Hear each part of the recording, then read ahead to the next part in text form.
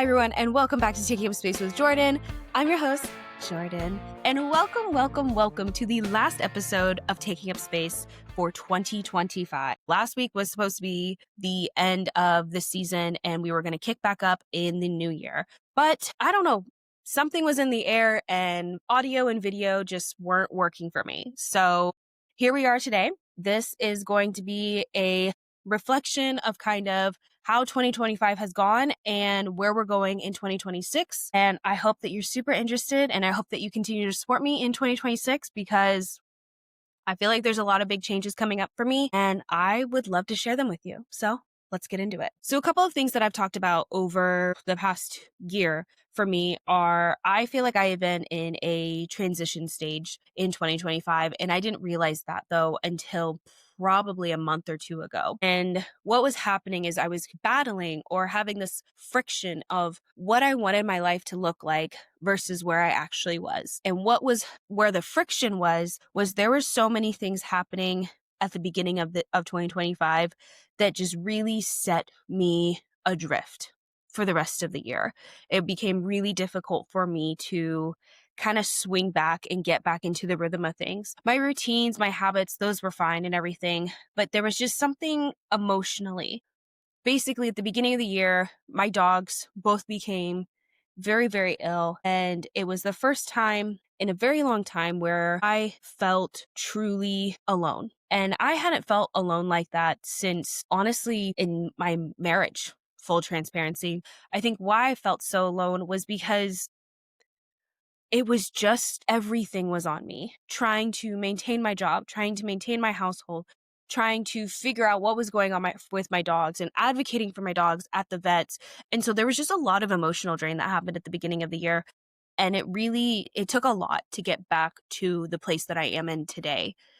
And I also realized that I don't want to be alone. And I think that that's really hard to say out loud. I think that's really hard to hear yourself be aware that you don't want to be alone. And it's not necessarily that I am lonely. I think there's a difference between being alone and being lonely. I feel alone in that I'm kind of on this journey alone or on my own. I think when I think of what 2026 brings me, I hope that maybe I find a relationship and find somebody who supports me and I can support them and it's a healthy, loving relationship. But I think the biggest thing that came for me when I realized I wanted to be in a relationship again is I have no idea what it means to be in a relationship for me today.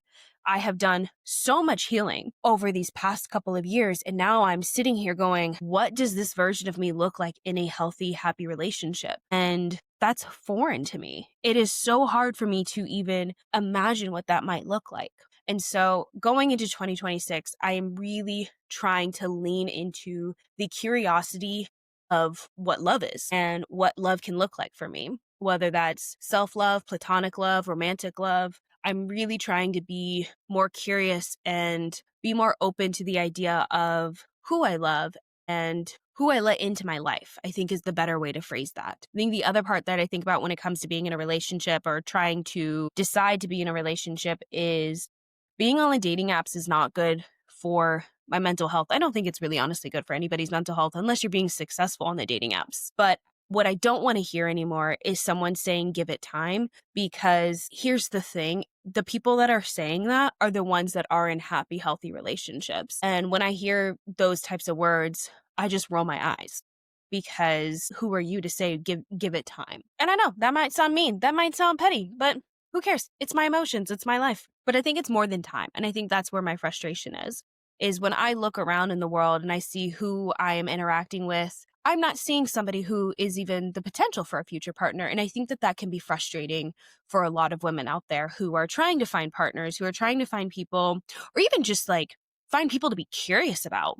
I think that's kind of where I'm at. So I'm like, I'm in stage one. I'm like, I just want someone to be curious about. I want someone to be like, maybe. The other thing about 2026 that I'm very excited for is I spent the last month just immersing myself in writing.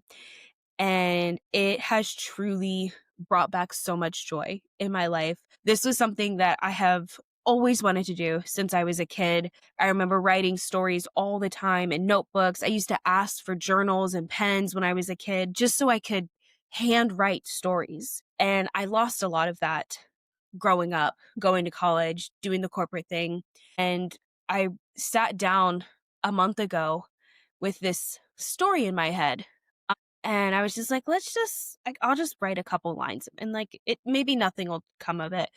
And now I'm at like 45,000 words and I'm posting about it on my socials and I'm not scared to talk about it. I think that's one thing that's like really fun for me is I may not be ready to share this story, but I am sharing that I'm writing. And that makes me happy. And it makes me feel like I'm finding alignment in my life. And I am becoming, keyword there for next year, but it feels like I am becoming the person that I want to be. When I think about what I want my life to look like in a few years from now, it is hanging out with my dogs and writing stories and telling stories and people enjoying those stories. And it's not necessarily about like fame or fortune. I mean, everyone wants to get paid to be able to do the thing that they love, but I want to tell stories. I want to bring people into this fictional world that I live in. And I want to have all of these characters play with each other and get to know each other and break up and fall in love and fight each other. And I want that. And in 2026, it's going to be the forefront of my goals. And that comes with creating new routines. And so for me, that has been instead of journaling in the mornings, I've actually been switching that to writing time. And then at nighttime, when I'm going to bed, is I wash my face. I kind of think about what I did for the day. And then I go and journal for a little bit. A lot of my journal right here is the stories that I'm currently writing.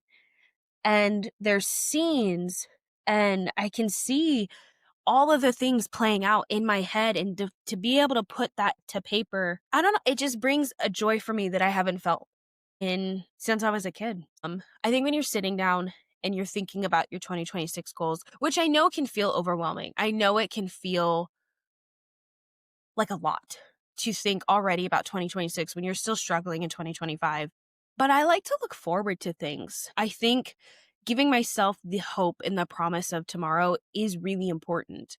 And I've also discovered that when I tell myself today is going to be a good day, the day ends up turning into a good day because it's me taking control over how I am going to show up in different situations that happen throughout the day. And so in 2026, I have this kind of mantra that I am living for me today. Whether that looks like it's just making sure that my kitchen is clean, whether it means writing a bunch of words, whether it means just making sure my dogs get enough exercise, whatever that might look like for me, that's how I'm living my life in 2026, because that is what's going to get me to becoming the version that I want to be. So when you think of your 2026, when you think of all of these overwhelming goals that feel like they're too much and like you could never accomplish them, I want you to think about what you can do today. What is one small thing that you can do to make your life better? What is one small thing that can allow you to push forward, to hope for tomorrow, to choose today to be a good day? And it sounds simple, but it's hard. It's hard work. It's showing up for yourself every single day. And that can be exhausting. And sometimes you're going to lose. And I think that's one thing that's really important to remember is that you're going to lose on some days. You're going to make mistakes and you're going to fail. But the version of you that you want to be, she's not perfect. She's still making mistakes. She's still learning. She's still growing. You don't want to think that the version of you that you are imagining today, that that's her peak. She has her own goals. And I know this episode's maybe a little rambly, but honestly, I couldn't re-record that part 4 again. I just couldn't because, sometimes when you repeat yourself over and over and over again, you kind of lose the joy in it. And it starts to feel like a chore. And I never want this podcast to feel like a chore.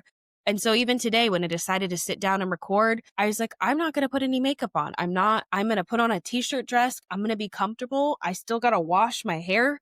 And that's going to be okay because this is the space that I choose to show up in my most honest self. And this is what it looks like. It looks like me rambling. It looks like me looking off into the distance. It looks like me pausing just because my dogs are barking. It looks like me hiccuping mid-sentence. But that's me.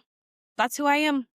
And I'm not going to be ashamed of her because she's gotten me so far to here. In 2025, I've put out more episodes than I ever have. I have more subscribers than I ever have. I have more TikTok followers than I ever have. And, maybe it's not the numbers that I wanted at the end of the year, but I think what's so much more important about that is I've learned so much about myself. I've become more comfortable in the cameras. I don't hide my body anymore.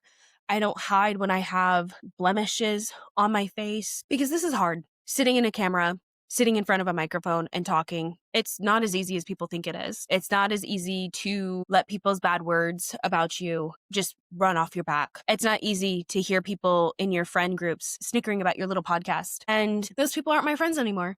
That solved that. Because if you are going to mock me for going after something that I truly believe in, why do that?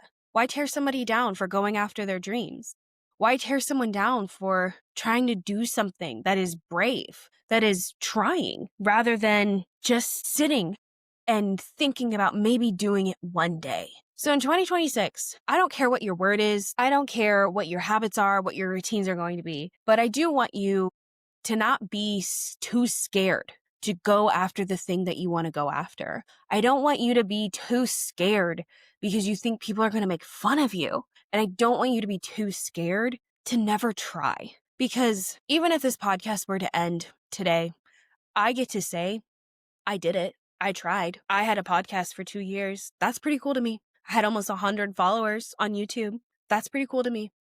I had 532 people on TikTok following me. That's super cool to me. And if my little podcast is all it ever becomes, that's fine. Because at least I tried. At least I did it. So in 2026, just try. Who cares what people say? Because honestly, everyone has a hot take, but none of it is hot. None of it matters. Because the only opinion that really matters is the one that you have about yourself at the end of each day. And I get to go to bed each day knowing that I'm going after my dreams. And to those that aren't, I pity you. And I hope that you can find the courage one day to at least try. So that's the last episode for 2025. I am going to go and enjoy the next 13 or so days.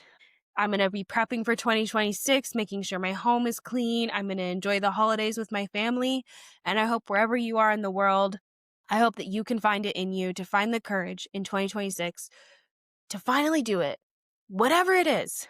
Maybe it's finding that new job. Maybe it's finding love. Maybe it's writing that book. Maybe it's driving a race car. Whatever it is. I hope you're able to do it in 2026. And I hope that you at least start to take one step towards the goals that you want. Well, that's the end of it. Happy 2025, everyone. Kisses.